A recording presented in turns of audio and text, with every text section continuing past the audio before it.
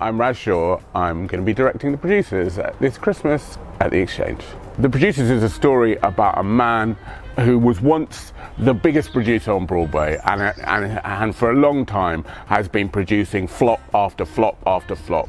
And an accountant comes into his office and basically, by accident, tells him that you can make more money by putting on a flop than putting on a hit. And so it's about them trying to find a show that will lose them as much money as possible, and that show happens to be called Springtime for Hitler.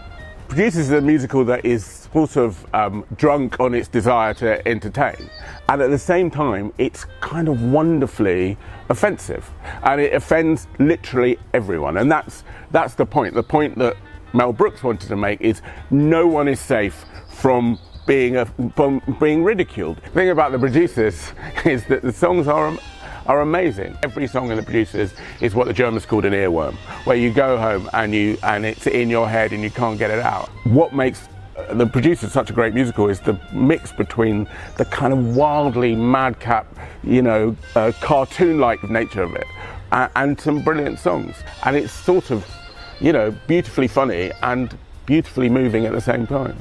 I wanted to do a musical mainly because I wanted to do a musical at the Exchange.